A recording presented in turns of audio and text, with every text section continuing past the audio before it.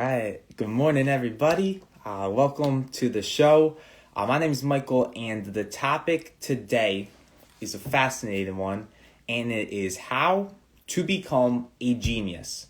Right? This is indeed in the book Think and Grow Rich. It's in chapter 11, and this stuff gets really deep. I'm going to keep it a little bit surface level, but we got to talk about it. All right. So Napoleon Hill.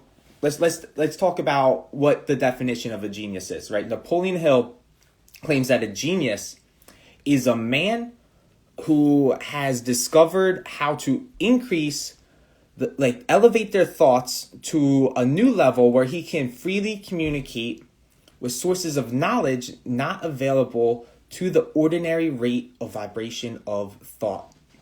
All right, so I'm going to break that down because that was big, right? Basically, a genius is someone who can elevate their state of mind so that they can attract thoughts that they could not attract before.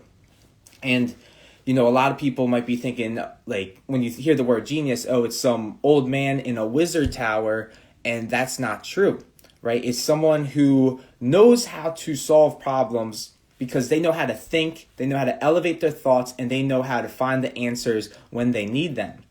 And so let's talk about some things, right? Like a lot of people think that, going to college, going to school, maybe getting their master's or PhD might help them become a genius, but that's just getting a formal education, right? I know, some of the most, like my mentor, Sean, right? I know some individuals who haven't even gone to college, right? They drove by universities, but they fall under the category or the definition of being a genius because they know how to truly think and grow rich, right? They know how to elevate their state of mind so that when they're in the business world and they're faced with a problem, they know how to actually think of new solutions to solve that problem, right? Albert Einstein is a great example of this. And he actually quoted that, problems created by the mind of man cannot be solved by the same level of thinking.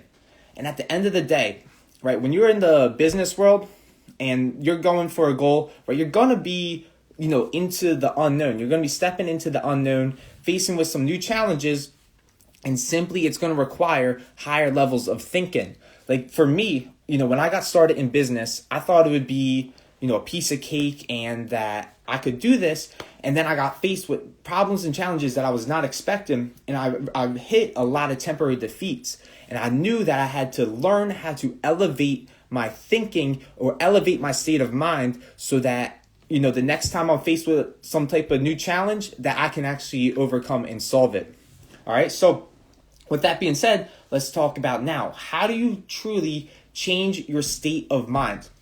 And I really want to emphasize the idea here, right? This is the most important idea that I have learned throughout being mentored by some of the greats, right? It's talked about a lot in Think and Grow Rich. There's a lot of other books like Tony Robbins, right? His premise or the foundation of what he talks about is changing your state of mind so that you can improve the quality of your life, right?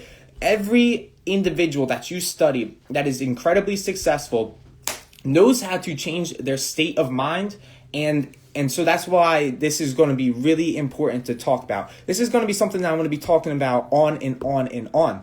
All right, so there's 3 parts to changing your state of mind, and I'm going to go in depth on all 3, right? There's 1, physiology, 2, focus, and 3, language and meaning. So physiology, right? How do you expect to possibly get rich if you don't even have if you're not moving your body, right? If you're just sitting in a chair, let's say you're just, we're all working from home at some point, right? But you're just getting up, you're logging onto your computer and you're just sitting there all day.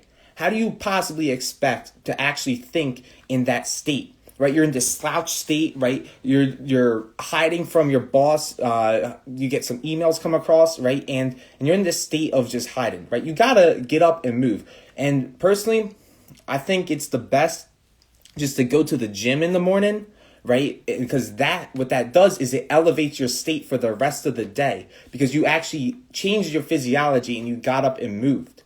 All right, so that's number 1. Number 2 is focus, right? What are you focusing on?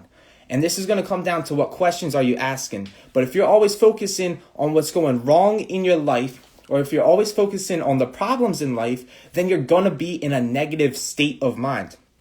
Right? What the super rich do, or the super successful people do, or the 1% that actually think do, is they focus on how can it get done, right? What is the solution? How can I, solve this problem that I'm facing in the business world or in any area of my life, right? So they change what they focus on, because what you focus on is going to have a direct impact on your state of mind and, how you actually think.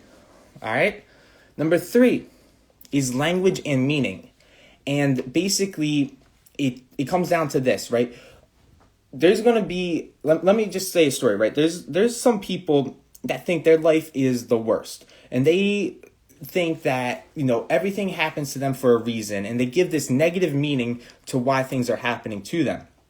And then there's other people who actually, the same thing happens, but they look at it like, oh, this is a test or a challenge and I'm going to overcome it and become stronger from it, right? Let's say 2 people get hit by a car. One person can absolutely be complaining that, oh, why does this always happen to me? Like, it's only the worst things that happen to me and my life, like, I'm doomed for failure, right? They're going to be in a negative state. And another person can get hit by a car and survive and be like, damn, I am so thankful and grateful that I'm alive and that I survived this accident and that I'm still here another day. And they look at it totally different, right? The 2 people are associating different meanings to the same situation and therefore are going to have different states of mind. And this is really critical, right? Just in terms of like elevating your state of mind, because this is how you are going to win in life. And I'm not just talking about earning money. I am talking about actually enjoying every single day of your life. It comes down to elevating your state of mind. And that's why this is such an important topic. All right. So I can only talk about my experience, and I come from the sales world and I absolutely love to sell. And so I'm going to talk about now, right? How does state of mind play a role in sales? Especially when you are, knocking on doors or lethally cold calling, right? How does your state of mind impact the sale? And it comes across in your tonality, right? When you have a crappy state, when you are thinking before you pick up that phone and start dialing that, oh, this person's going to hang up on me and it's going to go bad and I might as well just let them off the hook after the first objection, right? That's going to come across in your tonality. And the person is gonna do exactly what you expect. Oh man, this salesman sucks because he has a crappy state of mind. I might as well just throw him a quick objection. Hey man, I'm not interested, and then get the call over with, right? State of mind. It is so important that you work on this, beforehand, especially when you're selling, and that's what I'm going to be talking about, right? And then another thing is, right, when it comes to getting hired by sales managers, right? Napoleon Hill says that sales manager look for one thing specifically when they're hiring salespeople, and that is the personal magnetism that they have in them, right? Are you dull? Are you like a dull gray ball? It's like, oh man, like this guy just sucks. Or do you have this like personal magnetism to you that makes me want to figure out like what's your story, or like, I want to talk to that person a little bit more, right? And this comes across so much in sales. It comes across in when you shake someone's hand, right? It comes across, right? Your tone of voice, your posture, and how you carry yourself, and then simply also just the thought vibrations that you have, right? It all comes down to your state of mind. And you want to be successful, right? You're gonna need to sell, and you're gonna need to develop like a personal magnetism. All right. So that's the conversation on state of mind. I hope it makes sense. I'm going to be talking about this a lot more because this is one of the greatest ideas that I've been taught, and it's something that needs to be said again and again and again. So, today, some takeaways: just work on elevating your state, get up and move. If you haven't been to the gym yet, get your fat ass into the gym, and I will see you all on Monday. Have a great day, everyone.